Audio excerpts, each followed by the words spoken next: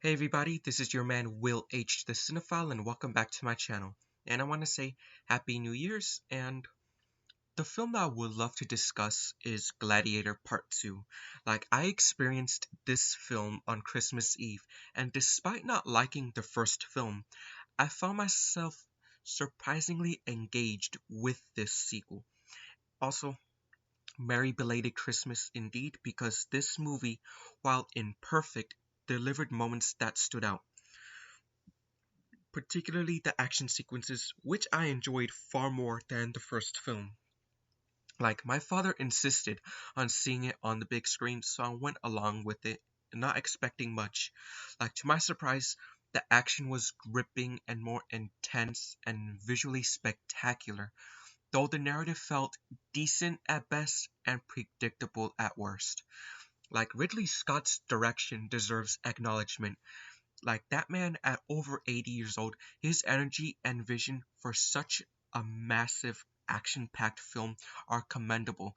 He brought ancient Rome to life once again with stunning cinematography, immersing me in the grandeur and brutality of the Roman Empire. However, I've always found Scott to be self-centered as a filmmaker, pretentious even, while his attention to detail, knack for creating visually arresting films are undeniable. His style often feels overindulgent. That said, in Gladiator 2, his flair for spectacle shines. The sheer scope of the film, from its detailed set designs to the dynamic battle sequences, showcases his dedication to crafting an authentic historical experience. Yet, as impressive as those elements are, they don't fully mask the film's shortcomings, and the story, while functional, felt overly predictable. From the moment the movie started, I knew Lucius's wife would die within the first 10 minutes, and sure enough, she did. There was no suspense or surprise to the plot twists. The narrative unfolded exactly as I expected, but it lacked the moments of genuine interest and stretches of boredom. The film felt like a roller coaster of being interesting and then boring, interesting, boring, and interesting, without much consistency. Even though the movie's attempts to honor the legacy of its predecessor often felt safe and uninspired. It seemed designed more to satisfy fans of the original than to carve out its own unique identity. While it was better in the first film in terms of action and pacing, the story lacked the complexity and gravitas needed to make it truly memorable. The action sequences are undeniably the film's strongest aspects. They were intense, immersive, and well edited, offering a visceral experience that was lacking in the first Gladiator. The violence, while gross and squeamish at times, occasionally looked fake.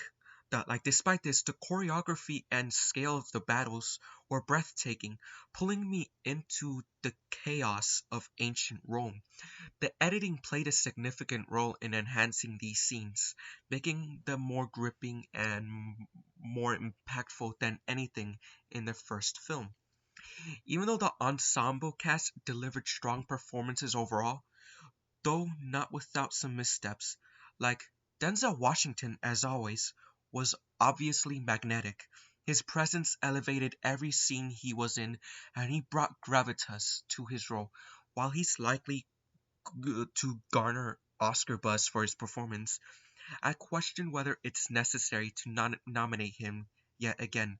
Denzel has already won 2 Oscars, and while his work here is excellent, it doesn't feel groundbreaking enough to warrant another accolade. The Academy's tendency to simp on certain actors can feel redundant, and this performance, while strong, doesn't break new ground. And Paul Mescal, which he was stepping into a lead role in such a grand production, delivered a decent performance but felt miscast.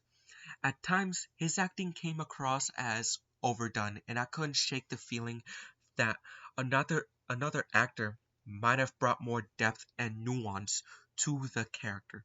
Like this being my first exposure to Mescal's work, I'm open to seeing more from him in different roles. But he didn't quite convince me here, and Pedro Pascal gave a solid, if understated, performance. Like he added a layer of charm and charisma to his character, though it didn't stand out as a career-defining role. Even Connie Nielsen's return as Lucilla was underwhelming. While I appreciated the continuity of her character, she lacked the emotional weight she carried in the first film. The flashback of her sending Lucius away after Maximus's death was poignant, but beyond that, her arc felt hollow. Her eventual death was predictable and lacked impact, and the Emperor twins, um, reminiscent of Commodus, were compelling antagonists. They embodied the corruption and malice of unchecked power, delivering performances that were both cheesy and captivating. Like their twisted personas added a layer of intrigue, even if they occasionally veered into over the top territory. Visually, this film is stunning. The cinematography captures the beauty and brutality of ancient Rome with breathtaking precision. The use of light and shadow, combined with intricate set designs, creates a vivid and immersive atmosphere. The visual effects, while serviceable, occasionally felt short of the film's ambitious scope, and the score, while effective, didn't leave a lasting impression. Like it served its purpose in heightening the drama and action, but lacked the